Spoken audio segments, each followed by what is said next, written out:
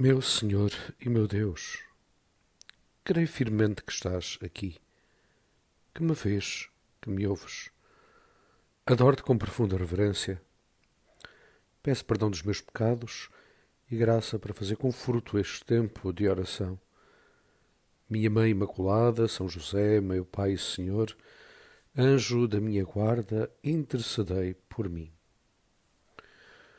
Estamos a viver este tempo ainda também de esperança, de alegria, da Páscoa do Senhor, vivendo esta oitava, mas num misto de emoções, com a partida do Papa, do nosso querido Papa Francisco, para a casa do Pai.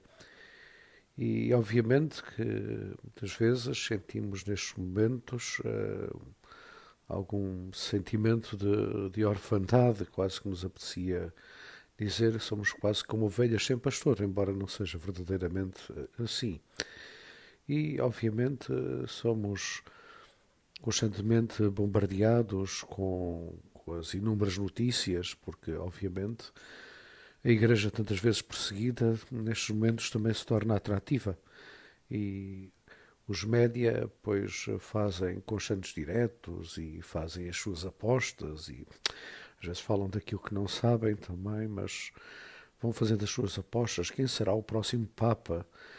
E a visão do próximo Papa muitas vezes é uma visão dos média, é uma visão muito humana e pouco cristã, diria eu, pouco divina, com nenhuma visão sobrenatural sobre aquilo que é o papado e sobre a escolha do Papa.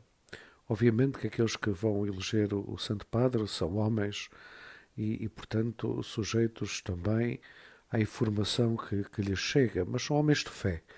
São homens de fé, são homens que o Senhor escolheu para sucessores dos apóstolos que rezam e por isso todos eles sabem que neste momento também de grande responsabilidade os seus corações se abrem ainda mais ao Espírito Santo, ao seu pedindo o dom da sabedoria para eleger o próximo Papa.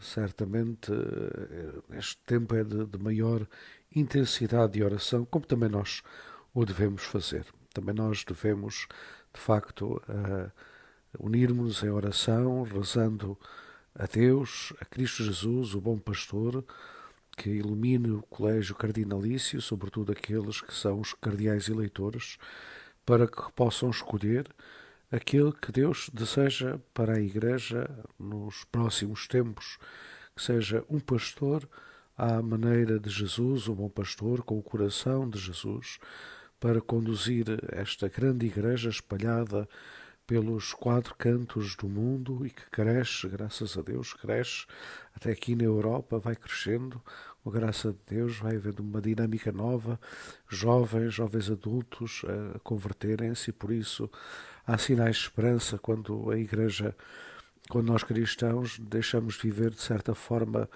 num cristianismo meio amorfo, meio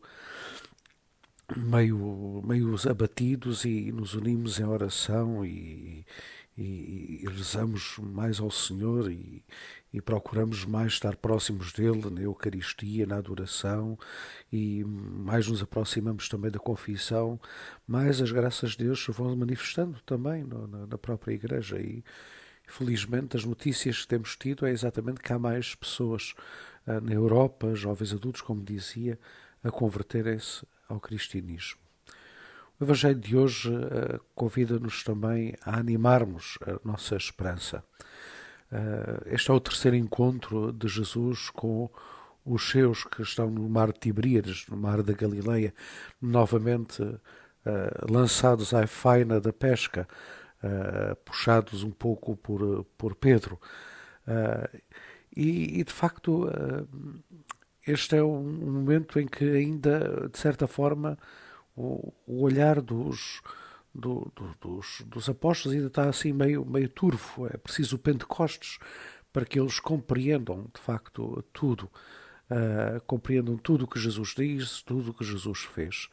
De certa forma, regressam à sua vida normal que tinham antes, à sua vida anterior, regressam à pesca, já tiveram com o Senhor duas vezes, em cada primeiro dia da semana, em cada domingo, como nós, na nossa designação, e, mas no entanto regressam à pesca e de facto aquilo que supostamente eles seriam, que nós esperaríamos, teríamos expectativa deles para fazer, que eles deveriam fazer, não fazem, que é anunciar o Evangelho. Regressam às suas casas, regressam à Galileia, está bem que o Senhor diz, vai para a Galileia, lá os precederei. A verdade é que eles regressam à sua vida rotineira. E é preciso que o Senhor, mais uma vez, se lhes mostre como ressuscitado. E falo de uma forma também eloquente, pelo milagre que proporciona, mais uma vez, como agora como ressuscitado, uma, um milagre da pesca, de uma pesca numerosa, e recordando exatamente aquilo que foi o primeiro encontro, por assim dizer, quase de Jesus com Simão Pedro. Esta passagem do Evangelho de hoje recorda-nos quase os princípios do próprio Evangelho, quando também Pedro estava à faina, estava na pesca e não apanhara nada, e Jesus sobe para a sua barca e manda-o lançar as redes para a direita, e depois começa a puxar, ele depois de Pedro dizer, não apanhámos nada durante esta noite, mas pronto, e depois há este milagre desta pesca milagrosa, de uma pesca tão grande, com tantos peixes. E de facto, aquilo que Jesus faz exatamente hoje é isso, é repetir aquilo que foi o primeiro momento de encontro, por assim dizer, com Pedro e com outros dos discípulos de Jesus. Foi repetir o milagre da pesca. E mesmo assim parece que Pedro está assim um pouco pronto, parado. E é João que toma a iniciativa, o mais novo. É o Senhor. Certamente se recordou desse primeiro, desse tempo lá, 3 anos atrás, em que Jesus mandara fazer a mesma coisa e acontecer exatamente a mesma coisa. E diz-nos o próprio João que, chegando em terra, pois Jesus já tinha brasas prontas e comeram do peixe que eles também trouxeram, e Jesus partiu o pão, mais uma vez, este sinal da Eucaristia. Pois julgo que, muito apropriadamente para estes dias e para aquilo que estamos a viver na Igreja, o Senhor nos convida também àqueles que andam abatidos, sem saber o que futuro nos espera. A verdade é que este Evangelho nos recorda sempre que o Senhor está conosco, que o Senhor nunca nos abandona, que Ele é o verdadeiro bom pastor. Ele é aquele que deu a vida por todos nós e continua connosco. É Ele que continua a guiar a Igreja, mesmo quando ela é conduzida, porque o é sempre, em todos os tempos, por instrumentos insuficientes, como dizia o Papa Bento XVI, no dia em que foi eleito também, na loja, na varanda, que dizia dele que era um instrumento insuficiente, mas a verdade é que o Senhor está sempre connosco.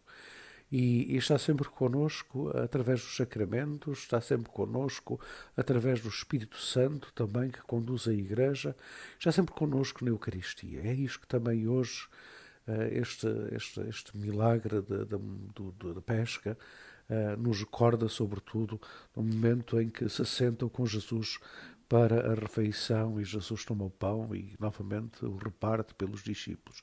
O Senhor recorda-nos que é na Eucaristia que também está a fonte da nossa vida e onde nós alimentamos a nossa fé para podermos caminhar individualmente e obviamente também e sobretudo também enquanto igreja. Então convido-vos e convido-me a mim mesmo também nestes dias a estarmos mais próximos de Jesus na Eucaristia, a colocarmos diante dele antes da celebração e oferecermos também a Eucaristia, cada um de nós oferecer a Eucaristia, a nossa oração, pelo Santo Padre Papa Francisco, para que o Senhor lhe conceda o eterno descanso, ao mesmo tempo rezar por os cardeais, para que, de facto, aquele que virá a ser eleito, tenha assim também um coração à maneira de Jesus Cristo, o bom pastor, que possa conduzir a Igreja sempre guiado